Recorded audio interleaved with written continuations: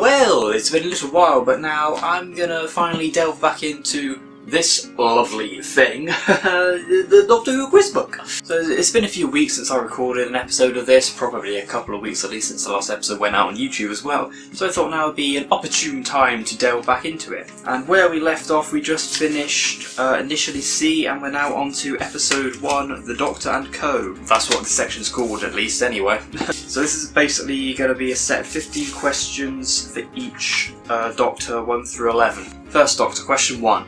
What do Ian and Barbara assume is the Doctor's name when they first meet him? Oh, that's Dr. Foreman. And what resemblance does the Doctor claim to see in Dodo when he first meets her? Well, I'm going to assume Susan, or like a resemblance to Susan, his granddaughter. Obviously, Dodo's first actual introduction scene at the end of the massacre is missing, so I've not seen it, so I don't actually know what happened in that, but that's what I'm going to assume anyway. What does Susan say is the Doctor's favourite period of Earth history? I believe that was the French Revolution. They mentioned that in the Reign of Terror. Who creates a robot double of the Doctor to infiltrate and kill? Well, that would be the Daleks. They did that in The Chase. Who does Stephen mistake for the Doctor in 16th century France? Now, I know this is from the massacre, because I know that one of the bad guys in that is a doppelganger of the Doctor. Basically similar to what they did with the second Doctor and Salamander in Enemy of the World. Only difference being the Enemy of the World is available to watch and the massacre isn't, so I've not seen it, so I don't know the name of that character, so I'm going to have to pass on that one, I'm afraid. From how many years earlier than the monk does the Doctor claim to be? Okay, this is the line from the Time Meddler. I'm trying to think. I think it was 40 years earlier? I'm not sure. I'm gonna say 40, but I'm not entirely sure on that one. I don't remember the exact line. To whom does the Doctor lose the TARDIS in a game of backgammon? Wasn't that Marco Polo? Or was it Kubla Khan? I know the Doctor plays backgammon to win back his TARDIS in Marco Polo. I haven't listened to the audiobook of that in a few years, so I can't remember. I don't remember him playing backgammon with Marco Polo, though. I'm gonna say Kubla Khan, or however you pronounce his name. If I'm wrong and it is Marco Polo, I'm going to fucking kick myself in the head, I swear. Number 8. What mental image does the Doctor project on Lobos's screen after he claims the Doctor is not an amphibian? Yeah, this is from the Space Museum, and I think it was a picture of the Doctor in a swimsuit. I could be wrong on that. I'm going to say it's the Doctor in swimming gear. Number 9. What does the Doctor tell Doc Holliday he never touches? Alcohol. Which is funny, because then when the first Doctor shows up in Twice Upon a Time, he has the secret hidden alcohol storage thing behind one of the roundels in the TARDIS, which is kind of weird. The Doctor had previously met the friendly inhabitants of which planet? Well, that could be like anything. Even from the first Doctor's era, that could still be anything. I'm going to have to pass on that just because there's too many to narrow it down. And number 11, on what planet did the Doctor and Susan encounter plants that used thought transference? For some reason the planet Quinis is coming to mind, so I'm going to say Quinis. That was one of the adventures that they mentioned going on before meeting Ian and Barbara, so I'm going to say that. Who reportedly told the Doctor that he looked better in a cloak? Yeah, pass, nothing comes to mind. What is the Elder's name for the Doctor? Okay, I'm going to assume the Elders is referring to the characters from the Savages serial, the one where Stephen leaves at the end. Being a missing story, I'm really unfamiliar with the Savages. I only know it's to do with like two factions on a planet. There's some kind of like class war going on. That's about all I know about it. And I'm pretty sure one side is called the Elders, so I'm assuming it's them. Yeah, honestly, I have no idea. I've never seen that story or heard it or anything, so I pass on that one. According to Susan, what is in the Doctor's notebook? I remember she mentioned something about this in one of the earliest stories. I can't remember if it was notes about all the ship's controls and the TARDIS's functions, or whether it was notes about all the places they've been to in their journeys. I'm going to say his notebook is full of notes about their previous journeys. And number 15, in which story do we see the first Doctor's library card? I wasn't even aware the first Doctor had a library card in the first place. I'm tempted to pass on this one because I honestly have no idea. I didn't even know he had a library card. No, I'm going to pass on that one. I haven't got a clue, sorry. Alright, on to the second Doctor now. We're going to do this section and then we'll do the answers, and I think we'll call that it for this video. So, second Doctor's questions. Number 1. What doesn't fit the newly regenerated Doctor, leading Ben to believe he's not the Doctor at all? That was his ring. The first Doctor had that blue gemstone ring. Ben was very sceptical of the second Doctor straight after he regenerated, so he tried to put the ring on the second Doctor's finger and it didn't fit, it just slides right off, so he's like, oh, well, you're not the Doctor. What alias did the Doctor adopt in 18th century Scotland? Oh, well, yeah. That's going to be from the missing story, the Highlanders. I don't know. Pass. What do the Crotons call the Doctor?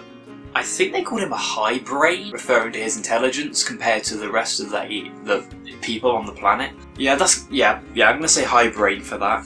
Who accompanies the second Doctor in the Death Zone on Gallifrey? That was the Brigadier. Who first gives the Doctor the alias John Smith?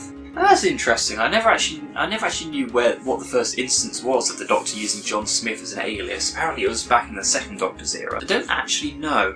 I think it may have been someone in the Highlanders again. Again, another missing story. So I don't know. I'm going to pass on that one. But I'm really interested when I look through the answers to find out the answer to that one though. Who does the Doctor pretend to be on the planet Vulcan? He was the Examiner. Question 7. What does the Doctor say is one of the most terrible times on planet Earth? I believe he is referring to World War I when they land in the World War I simulation in the War Games. What does the Doctor use to save Varna from the Croton's deadly gas? I believe that was his umbrella. He used it to block the jet stream coming from the nozzles that would have vaporised that character. Unfortunately, the umbrella did not survive the ordeal. What planet had the Doctor previously visited that was so peaceful he hadn't wanted to leave? This is ringing a bell slightly, but for the life of me I can't remember what the bloody planet's called. I think that's from the Crotons as well, same as the previous question. What was the planet called in the Croton story? I don't think they ever gave it a name. I'm just going to say the planet of the Goms, because as far as I'm aware that's the only way it's ever referred to in the show, but I could be wrong. What charge did the Time Lords lay against the Doctor interfering in the affairs of other peoples and planets? What does the Doctor use to booby-trap the floor of Dom Sigri's study? I have no idea what that question is talking about, so pass. After the third Doctor had been transported to Omega's world, how does the Brigadier explain the second Doctor to the Security Council? Didn't he say 2 was 3's lab assistant or something?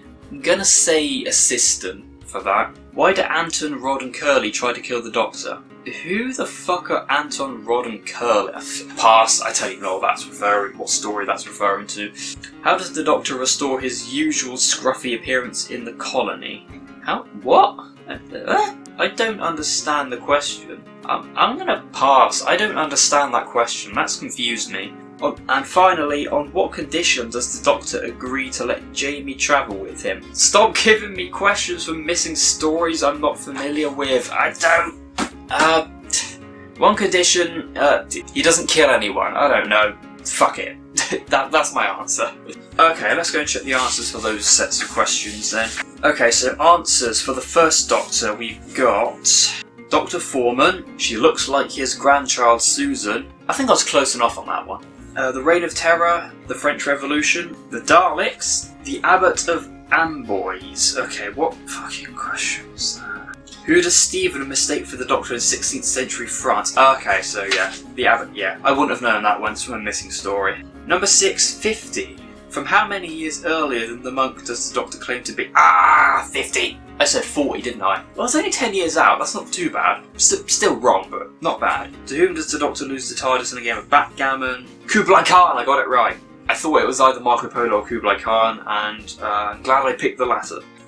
Number 8, the Doctor in a bathing suit and hat. That was what mental image does the Doctor project on Lobos' screen? Yep, got that one correct. Alcohol. Number 10 was Dido. The Doctor had previously met the friendly inhabitants of which planet? Dido. Ah, that's in The Rescue where they meet Vicky. Now I remember the line. Fuck me. Esto. What was that? Question 11. On what planet did the Doctor and Susan encounter plants that use thought transference? Esto. Okay, I've lost the answers. Fuck. Give me a minute, guys. Beau Brummel. Is that French or something? Who reportedly told the Doctor they look better in a cloak? Beau Brummel. Never heard of that. Got that one wrong. The Traveller from Beyond Time was the answer to what is the Elder's name for the Doctor? Again, missing story, don't know that. Number 14, according to Susan Watson, the Doctor's notebook, the answer was key codes of all the machines in the TARDIS and notes of everywhere they've been. I was half correct on that one. I was half correct. I said it had notes of everywhere they've been to, all their previous trips. I was also thinking that it would have like key codes and notes for all of the machines in the TARDIS, but I thought it was either one or the other, not both. Bugger. I was half right on that one. And number 15, the Vampires of Venice. In which story do we see the first Doctor's library card? The Vampires of Venice. Oh, you buggers. That's cheating. I thought it was going to be in a First Doctor story because it's a First Doctor question. I didn't realise it was going to be an 11th Doctor story from like 50 years later. You cheating buggers! Okay, and answers for the second Doctor section. First Doctor's ring, I got that correct.